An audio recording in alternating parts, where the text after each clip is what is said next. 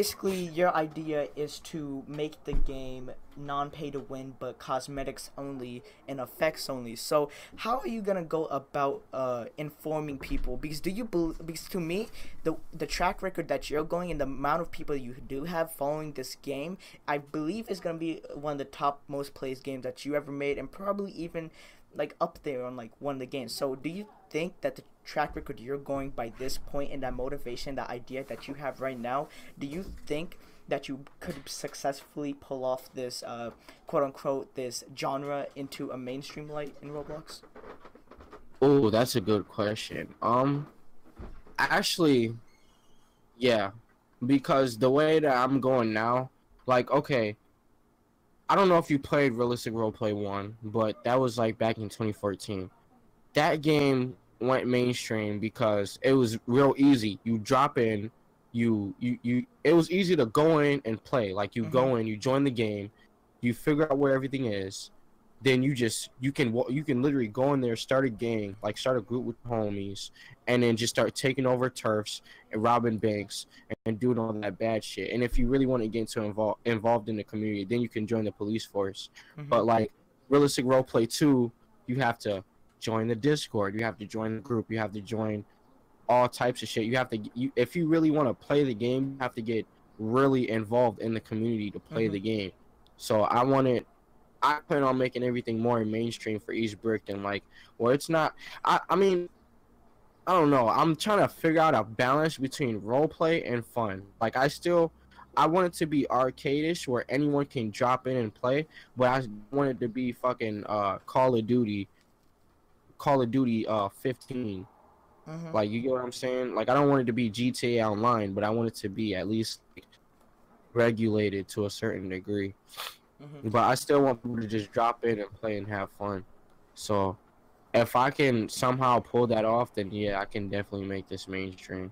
Okay. So, and another concept about the admins. So I believe that you have realized this, but the admins have a, a agenda to destroy any other games that is kind of the same genre, kind of like Git's game. The only reason why I believe is not getting thrashed on by the admins and destroyed because Marcus actually support Git's ideas and his games, but the issue with Slim Creek, to me, it wasn't no like in a bad way. I saw it as a between RRP2 RRP1, and you supported it, but the admins have failed to do that, and they caused a bad rep, and they split the community actually in half, and it caused a war that made people angry at each other over a Lego game. How does that realize in your head like what type of power you have and what type of agendas that your admins are trying to pull off?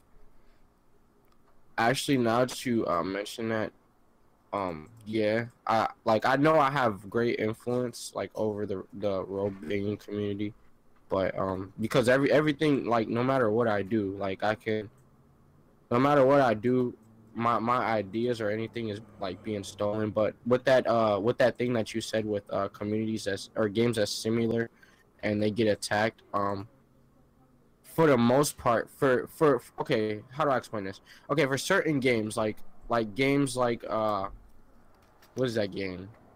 Chicago RP, like that game.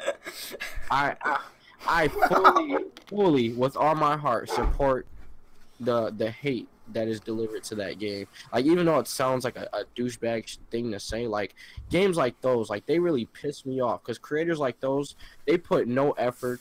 They literally go into Roblox Studio, they type in a leaked game, Mm-hmm. they type in a leaked city game, and they just start copying and pasting everything they find, they just copy and paste. And games like that fucking profit off of just copying and pasting and stealing other people's work, those shits really piss me off. And games like that, I honestly don't think they deserve the spotlight that they have.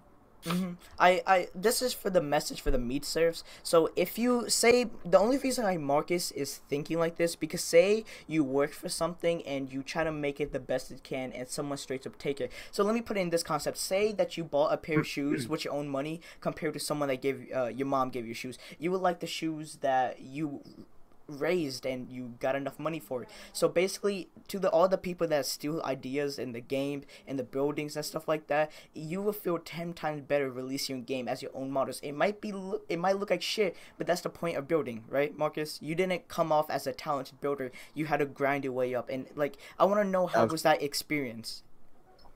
Um, I never really looked at it like as a grinding thing. I just looked at it as like a hobby. Cause I was always building. Like I played Roblox since I was like 8, so I was always I got into war clans when I was like really young, so I was always building. So I never really looked at building as a talent. Um, it's just I don't know. It's just like a skill, not a talent. Something you learn. Scripting is a talent, but building that's just a skill. You Yeah. just anybody can build. You just got practice at it, and you can get better. Like So anything you put your mind to, you get better at. So, like you said in your own words like a couple minutes ago, you found yourself a group of friends, and quote unquote, you said as you see them as a family. And honestly, I think you know this, but other people have met amazing people on this website, on your game, and they made a friendship. But the negative stuff that happens, and people blame you for it, do you think you have a right to be blamed, like for the Montero, the pedophile situation or whatever? Do you feel like that was off a year game, or do you blame the person that did it? Because your game gave a, not blaming you for it, but your game gave them a platform to leech on.